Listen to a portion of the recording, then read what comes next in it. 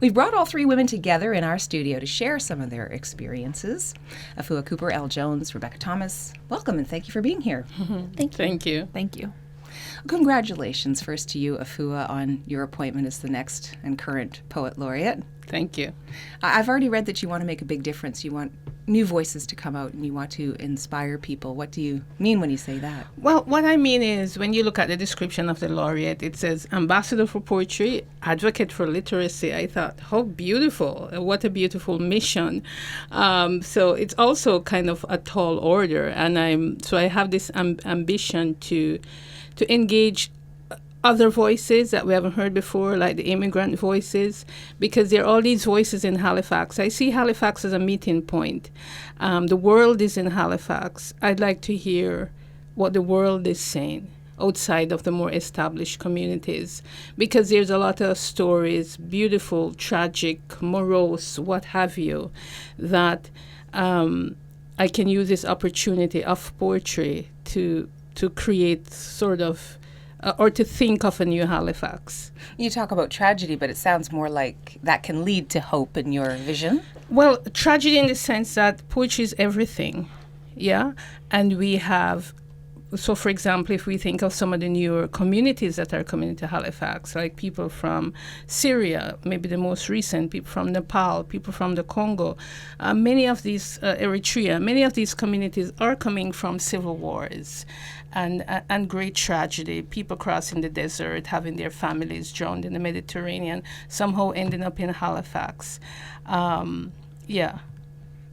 Truly, truly tragic. And you want to hear some more of those voices which don't always have a platform. And listening to Afua talk about what she hopes to do with the role, maybe it brings you back to when you were starting as Poet Laureates yourselves, Rebecca and Elle. And I'm curious about hearing what you thought, Rebecca, the role would be as compared to what it turned out to be. I honestly had kind of a role model through Elle, looking at what she accomplished and looking at what I had wanted to accomplish. And for me, I think there was a lot of fanfare around the fact that I was the first Indigenous Poet Laureate, and I think with that came a certain expectation. But for me, I've always said, and I still continue to say, that I'm a poet who doesn't want to be a poet. I want to make the world less crummy for Native people, and I happen to be really good at poetry to do that and to affect change. And I think my big piece came on when I was I was away from the city and I was following on Twitter, and it was the first time the motion for the Cornwallis discussion came through and wasn't passed. And I immediately kind of felt that was what I was going to do. I was going to try to work with the city in kind of creating a municipal form of understanding of what truth and reconciliation is, not just jumping straight to reconciliation, but having to sit in that truth and as to why we do things. Because if there's no why behind the what, then the what seems meaningless. So it actually turned out that what you hoped it would be turned out to be. The specifics came to be later? I think there was a lot of encouragement that the role could be what you wanted it to be. And so I wasn't sure what I wanted it to be, but I wanted it to be impactful for the Indigenous community to have a voice. For you, going into being the Poet Laureate and then having the experiences that you did, what was that journey like for you? Well, I want to mention, first of all, that, of course, Shantae Grant was also in this role. Tanya Davis has been a long line of women. It's all women in this city. So certainly nobody created the role off their own shoulders. There's always been somebody behind you. Something that happened right at the beginning of my term is literally on the interviews of the day when I was sworn in as Poet Laureate, I had said, well, I want to work with different communities. One of those communities is people in prison. And that led to a young man in prison actually reaching out to me and said, well, I have some poems. And that led to a radio show that we ended up founding for the work of people in prison. And that then led to a lot of things like court support work. So I think this kind of point that poetry is poetry in itself, and it's in itself, it's a worthwhile thing, but it also leads to these other stories and these other voices and these other portals. So one of the things that really came out of that is doing some really intense justice work. An example of that is Abdul Abdi. When he reached out to me, he said to me later, I knew you before you knew me because I used to listen to you on the radio and I could hear you. So then when I needed help and someone said to reach to you, I could trust that already. So I think it's that idea of sharing our voices, sharing our stories, and the way that poetry opens that up for people. I think that's so important. For you, Afua, and you've been involved in poetry for decades. For you, what is the power of poetry? What can it do? What has it done? Poetry can and does change the world. Poetry provides an opportunity to look at the world from another perspective and to engage it. Poetry is art. Poetry is movement. Poetry is politics. It's everything. For me, poetry is when multidisciplines meet at a specific point, and this point is art. And when these disciplines meet at a specific point, whatever it is, then it fires the imagination. And so that excites me, because in firing the imagination, then we produce a new world. So it's really a very imaginative thing for me, but grounded in specific materiality. Sounds like a lot of creation. Yeah. Really, Yeah. in many senses. Yeah. You've been involved in dub poetry too, so the voice, and you've talked about voice, really comes into it. Bringing out voices, using your own voice. Can you talk a little bit about voice and poetry when it is actually spoken aloud to audiences, as you do as a poet laureate? Yeah, so the written word and the spoken word, we talk about literature and orature.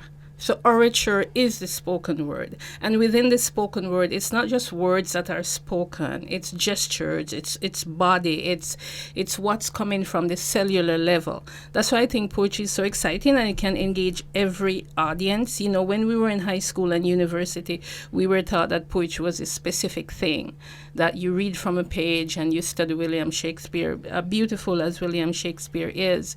But poetry, which is also primordial, was first begun in the body, and then the voice and the sound. So dub poetry engages it. Dub poetry, Caribbean, Jamaican, African art form, engages all these moments and these sensations. And so it's exciting for me.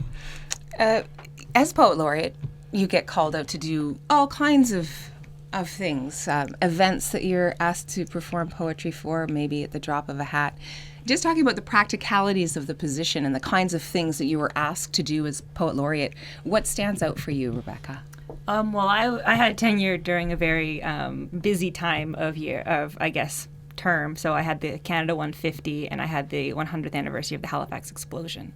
And so for me, as an Indigenous activist and poet, a lot of my work was to kind of challenge the status quo of the colonized narrative, right? Of how, European settlers came and, the indigenous people helped them in Thanksgiving, or Native people weren't here, or that we were savages and needed to be civilized. And I was supposed to do a poem for Canada Day to celebrate and the 150th year of Confederation, and not necessarily recognizing that, this was a place for thousands of years where, thousands or millions of people lived prior to that. And so I wanted to figure out a way to do it to kind of call attention to that and hold Canada to the values that they believed themselves to have. So the poem was entitled What Good Canadians Do. And so much of what Canadians celebrate or like to think is like, we're so nice and we have health care and we're diverse and look at all of this accepting kindness that we have. But as an Indigenous person living in Canada, my lived experience is very different from that. My dad's a residential school survivor. I struggle in my life because I come from a Native family and what was done to Native people. So I try to spin it in a way and kind of hold Canadians accountable to what they chose to celebrate.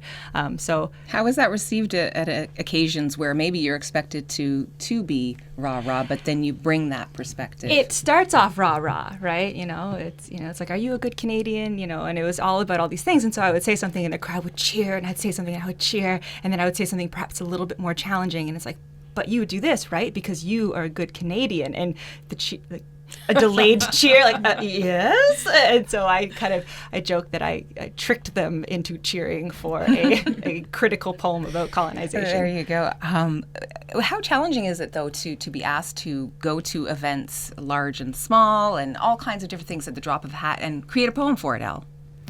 I don't think it's challenging at all, really. I think it's really beautiful.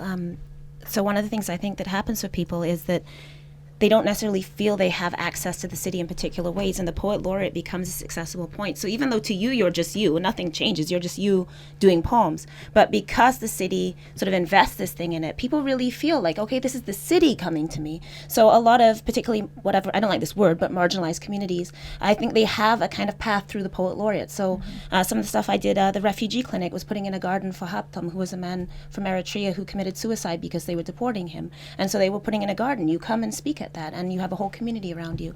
I did something for kids in care where they were giving them awards, and I literally just said their names, and it was like a very simple poem, like you're literally rhyming off the name Ben, and he's a 10 or whatever, but the point is that this child is hearing their name in a poem, and then because they've been told it's this person with a title coming, it's like the mayor's coming or something. So I think that's what's really, really beautiful about it, is communities that don't necessarily feel included in these ways, through the poet laureate, get to feel significant, feel recognized, and feel part of the city. So I think that was something I really recognized doing these events. So that's why I think it was really important to go there and really it's a real, I think, responsibility in that role to make sure that those people feel that, yes, like you are seen in these ways and you belong here and your story is important and you are significant. Do you either of you have advice for the incoming poet laureate? Ooh, I might say be willing to set limits, just because for me, I was go, and I'm still trying to find time to rest. But at the same time, I felt a responsibility because I was doing it for community. I was doing it to make the lives better of my Indigenous community here in Halifax and beyond, so that people wouldn't see us as these ancient storybook creatures, right? But that was the way that I kind of put it forward. And the way people used to say to me, they used to say airplane oxygen mask. Right, when you're starting to burn out, you got to put on your mask first. And so ensuring that you feel like what you're doing is good for yourself and you feel proud of the work you're doing, but you're not doing it so much so that you're not going to be able to continue doing it. 2 years is long. It goes by fast, but it's still very long. Yeah, good advice. Jamie told me that too. Oh, the day I was installed. Glad to hear that. What about you, Al? Yeah.